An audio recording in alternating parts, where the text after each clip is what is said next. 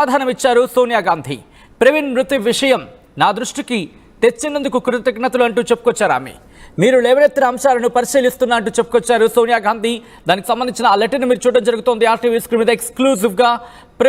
Pastor Praveen మృతిపై in fact మరణానికి సంబంధించి సోనియా గాంధీ రియాక్ట్ అయ్యారు. Dear Shri Harsha Kumar, I hope this letter finds you in good health అంటూ చెప్పుకొచ్చారు. ఒకసారి ఆ లెటర్ని ఆపే ప్రయత్నం చేద్దాం, సో దట్ ఒకసారి కమ్యూనికేట్ అయ్యే ప్రయత్నం జరుగుతుంది. ఎస్, మీరు చూడొచ్చు. Dear Shri Harsha Kumar, I hope this letter finds you in good health. I'm writing to acknowledge receipt of your letter dated 16th April 2025 and to thank you for bringing to my attention the concerns regarding the suspicious circumstances surrounding the death of Sri Praveen Pagadala. I have taken note of these points you have raised with good wishes unto yours sincerely Sonia గాంధీకి సంబంధించి సంతకం మీరు చూడొచ్చు. అలాగే హర్ష కుమార్కి సంబంధించి ఆమె సమాధానంగా కొద్దిసేపటి క్రితం పాస్టర్ ప్రవీణ్ పగడాల మరణంపై రియాక్ట్ అయ్యారు కాంగ్రెస్ అధినేత్రి సోనియా గాంధీ. డియర్ శ్రీ హర్ష కుమార్ అంటూ ఆవిడ ప్రారంభించారు. మరీ ముఖ్యంగా మీరు గమనిస్తే 16వ తారీఖున మీరు రాసిన లేఖకు సంబంధించి నేను చూడడం జరిగింది, నా దృష్టికి వచ్చింది. దాంట్లో కొన్ని అంశాలకు సంబంధించి కూడా ఆమె చెప్పుకొచ్చారు. ఒక్కసారి మీరు చూస్తే కనుక అదిగోండి, 16th April 2025 and thank you for bringing my attention.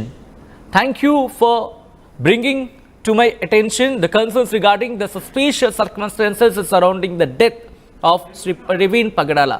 Praveen పగడాల మరణానికి సంబంధించి ఆ మరణం చుట్టూతో ఉన్న ఆ కన్సర్న్స్ని నా దృష్టికి తీసుకొచ్చినందుకు ధన్యవాదాలను చెబుతూని I have taken points of this అంటూ కూడా చెప్పుకొచ్చారు కాంగ్రెస్ అధినేత్రి.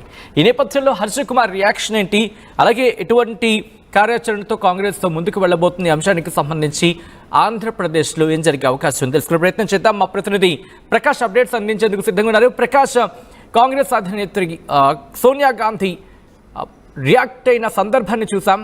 ఏం జరుగుతోంది, ఏం జరిగే అవకాశం కనిపిస్తోంది? ఇటు హర్ష కుమార్ ఇప్పటికే దీని మీద మూవ్ ఆన్ అవుతున్నారు, దీని మీద ఫైట్ చేస్తున్నారు.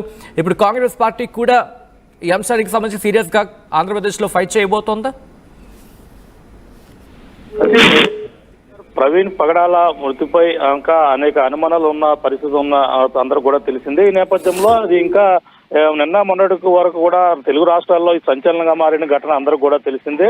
మరో పక్కన ఖండాంతరాలు దాటి విదేశాల్లో కూడా దీనిపై నిరసనలు కూడా వెల్లువెత్తాయి. కానీ ఇప్పుడు గల్లీ నుంచి ఢిల్లీ వరకు కూడా ఈ యొక్క మాస్టర్ ప్రవీణ్ మృతిపై అనేక అనుమానాలు ఉన్నాయంటూ కూడా ఇప్పుడు ఏదైతే కాంగ్రెస్ పార్టీ నాయకురాలు ఎవరైతే ఉన్నారో సోనియా గాంధీకి కూడా మాస్టర్ ప్రవీణ్ కి సంబంధించిన విషయం ఆమె వద్దకు చేరిందని చెప్పాలి. ఎవరైతే ఉన్నారో మాజీ ఎంపీ హర్ష కుమార్ అయితే తను ఏప్రిల్ 16వ తారీఖున హర్ష కుమార్ అయితే సోనియా గాంధీకి అయితే లేఖ రాశారు. అలాగే ఆ లేఖ ఆమెకైతే చేరింది. ఈ నేపథ్యంలోనే ఈ యొక్క లేఖ సారాంశంలో భాగంగా మనం చూసుకుంటే ఆయన దీనిపై ఈ విధంగా రాసినందుకు సమాధానంగా లేఖ కూడా సోనియా గాంధీ రాశారని చెప్పాలి. అలాగే మాస్టర్ ప్రవీణ్ విషయం నా దృష్టి వరకు కూడా తెచ్చినందుకు మీకు ప్రత్యేక కృతజ్ఞతలు తెలియజేస్తున్నానంటూ కూడా ఆమె ఇంగ్లీష్ దాని సందర్భంగా కూడా ఆమె వివరణ ఇచ్చారు. అలాగే మీరు లేవనెత్తినటువంటి అంశాలను పరిశీలిస్తున్నట్లుగా ఒక సమాధానం కూడా ఆమె అయితే ఇచ్చినటువంటి పరిస్థితి ఉంది.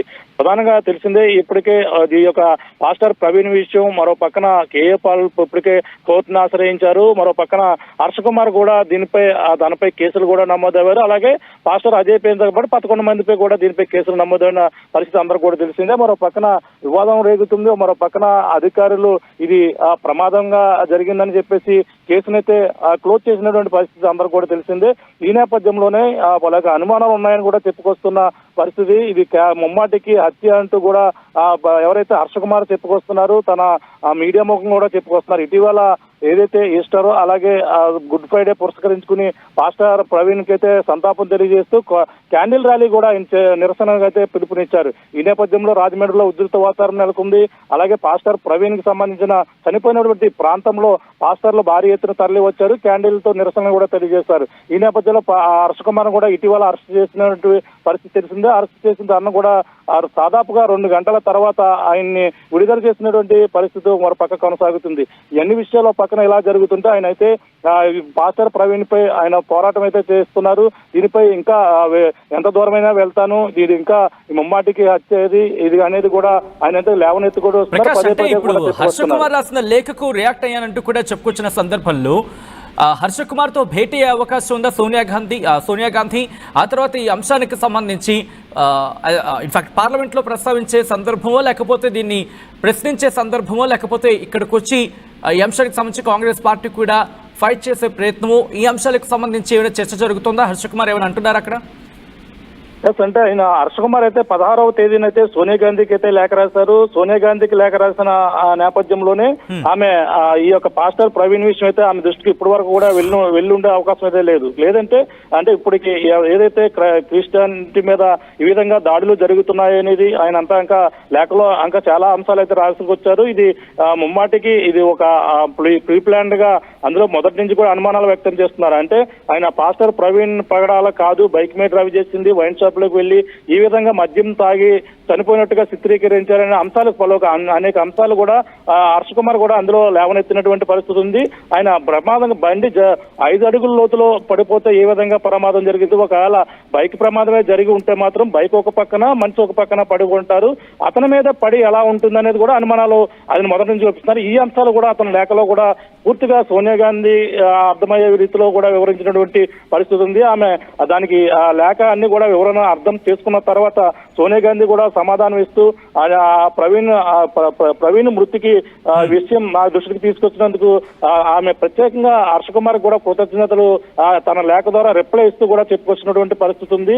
అలాగే మీరు లేవనెత్తినటువంటి అంశాలని పరిశీలిస్తున్నామంటే ఆమె పార్లమెంట్ లో సమావేశాల్లో కానీ తన ఏదైతే కాంగ్రెస్ పార్టీ వేదికగా బీజేపీ మీద అంటే వీళ్ళకి అనుమానాలు అంటే రకరకాలుగా చెప్పుకొస్తున్నారు. అంటే బీజేపీ వెనకాల ఉందని ఒక పక్కన ఇది రకరకాలుగా అనుమానాలు ఉన్నాయని కూడా హర్ష కుమార్ చెప్పుకొస్తున్న నేపథ్యంలోనే మన పక్కన కేఏపాల్ కూడా చెప్పుకొస్తున్నారు. ఈ అన్ని అంశాలు కూడా హర్ష కుమార్ కూడా చెప్పుకోవచ్చి ఈ యొక్క కూటమి ప్రభుత్వం అలాగే ఈ యొక్క పాస్టర్ ప్రవీణ్ చనిపోయిన తర్వాత గుడ్ ఫ్రైడే నాడు కూటమి ప్రభుత్వం పాస్టర్లకు ఏదైతే 5,000 నెలకు 5,000 రూపాయలు వాళ్ళకి ఇస్తూ 7 నెలలకు గానీ 35,000 రూపాయలు ప్రకటించిన సంగతి కూడా ఆయన వివరించారు. ఎందుకంటే ఈ విషయం పైన వాళ్ళు మాట్లాడకుండా ఉండేందుకే ఈ విధంగా పాస్టర్ల మృతి కూడా పంపించారనేది కూడా హర్ష కుమార్ ఈ లేఖలో కూడా వివరించే అవకాశం అయితే కనపడుతుంది. ఎందుకంటే పాస్టర్ ఇప్పుడు సోనియా గాంధీ దృష్టికి కొన్ని అంశాలను లేవనెత్తారు. ఎందుకంటే లేఖలో ప్రస్తావించిన అంశాల గురించి నేను మాట్లాడే ప్రయత్నం చేస్తున్నాను. లేఖలో ఏమన్నారంటే కనుక ఆమె